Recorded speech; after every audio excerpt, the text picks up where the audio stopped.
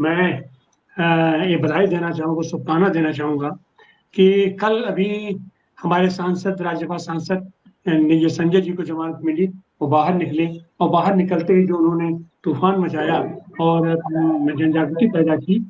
और आज अरविंद केजरीवाल की जमानत हो गई। तो इस तरीके से जो इनकी साजिश है, वो साजिश अब कहीं न कहीं से नाकाम होती जा रही है और यही बौखलाहट है इनकी। और इसी बौखलाहट के चलते ये लोग जो सिंबोलिज्म ढूंढते हैं कि 80% हिंदू है तो हम हिंदुओं को ही हम केवल मोबिलाइज कर लेंगे, और उसके लिए फिलहाल इन लोगों ने चुना है निजाम को। निजाम से हम सब लोग परिचित हैं कि निजाम साम्राज्य को किस तरीके से भारत में विलय किया गया। अंग्रेज नहीं चाहते थे कि पूरा भारत एकीकृत हो, इसलिए उन्होंने तमाम रियासतों को अपना स्वाधीन छोड़ दिया था। और उसमें सारी रियासतें तो मिल गई थी, लेकिन हैदराबाद निजाम इसमें मिलने को तैयार नहीं थे। उनको किस तरीके से भारत का अंग बनाया गया, उसको लेकर के अभी उनके राजा का देखिए 14 जनवरी 2023 को जो अंत में उनके राजा के नवाब थे, उनका निधन हुआ, उसको लेकर के सिंबॉलिक। और हमारा गृह मंत्री खुलेआम कहता है कि भारतीय जनता पार्टी की सबसे बड़ी उपलब्धि है कि उसने निजाम से मुक्ति दिलाई है देश को। और एक निजाम से तो मुक्ति हमारे वल्लभ भाई पटेल दिला रहे थे, और उसके बाद हमने निजाम से मुक्ति दिलाई है। और वो बताते हैं, खुलेआम बताते हैं निजाम की, वो परिभाषा देते हैं नसीमुद्दीन सिद्दीकी, इमरान मसूद, मुख्तार, अतीक और आजम खां। इसका मतलब है कि उनकी जो मंशा जो भी कही जा रही है मुख्तार के बारे में, अतीक के बारे में, वो साथ साथ बताते हैं कि हम इन लोगों को खत्म कर देंगे। और सबसे बड़ी दुर्भाग्य की बात यह है कि ऐसे स्टेटमेंट के ऊपर आज की तारीख में चुनाव आयोग भी संज्ञान नहीं ले रहा है। क्यों नहीं ले रहा है?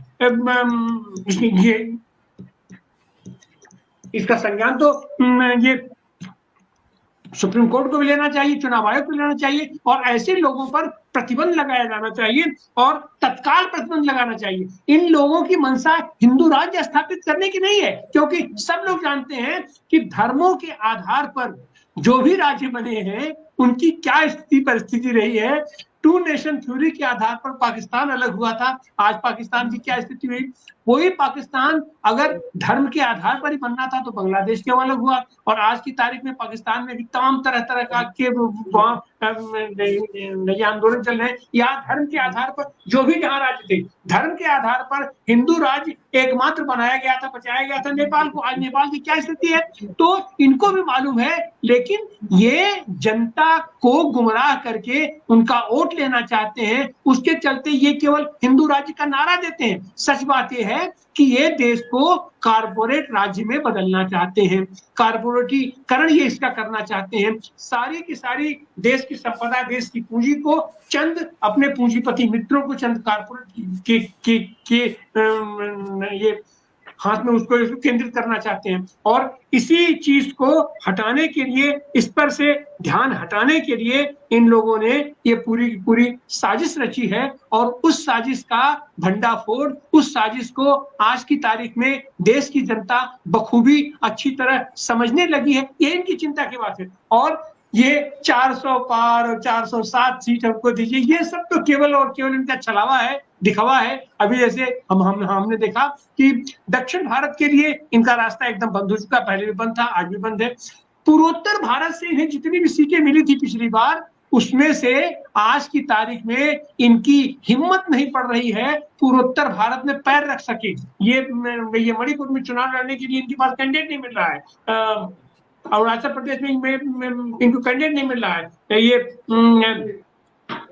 ये मेघालय में इनको कैंडिडेट नहीं मिल रहा है। तो पूर्वोत्तर भारत भी एक तरीके से उसका भी रास्ता इनके लिए बंद है। इनके लिए अब केवल और केवल हिंदी बेल्ट है, और हिंदी बेल्ट में ये ध्रुवीकरण को लेकर के और धर्म विशेष के प्रति, संप्रदाय विशेष के प्रति अपनी नफरत की आग फैला करके ये केवल और केवल ध्रुवीकरण करना चाहते हैं। उसके चलते ये इस तरीके का अनाप शनाप वक्तव्य देते हैं। और उसी के लिए ये जो मैच फिक्स करने की बात, जो अभी हमारे दिल्ली रैली में भी उठ के आई थी कि अपना मैच फिक्स, तो मैच फिक्स अब इससे ज्यादा क्या करेंगे?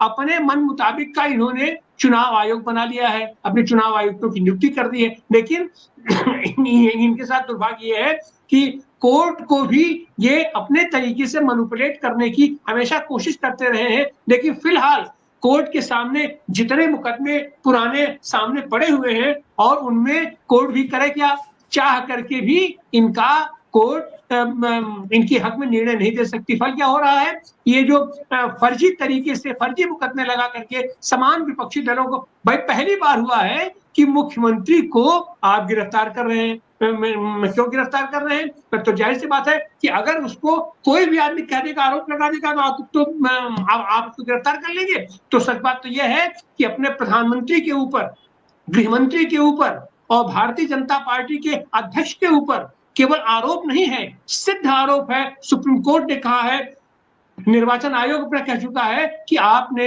इलेक्टोरल बॉन्ड के माध्यम से आपने घूस लिया है, इस इन कारपोरेट लोगों को पक्ष लेने के लिए आपने घूस लिया है। तो इस पर तो ईडी को या जो भी सक्षम संस्थाएं हैं उनको तत्काल इनको गिरफ्तार करना चाहिए, इनसे पूछताछ करनी चाहिए और आज की तारीख में भी उनको गिरफ्तार कर लेना चाहिए। जब मुख्यमंत्री को गिरफ्तार किया जा सकता है तो प्रधानमंत्री को क्यों न गिरफ्तार किया जाए, गृहमंत्री को क्यों न गिरफ्तार किया जाए? और वो गृहमंत्री, वो मुख्यमंत्री जिसके ऊपर इतने सारे मुकदमे अपने आप हो और वो मुख्यमंत्री अपने मुकदमे खुद अपने ऊपर से वापस लेता है, तो ये सारी चीज होनी चाहिए। और यही इनकी अकुलाहट है, यही इनकी घबराहट है अपना, जिसके चलते ये लोग ने जो विस्फोटक संदेश देने की कोशिश की है देश को कि अब हमको आप लाइए, हम आपके सामने ये कर देंगे, हिंदू राज्य बना देंगे, पूरे देश को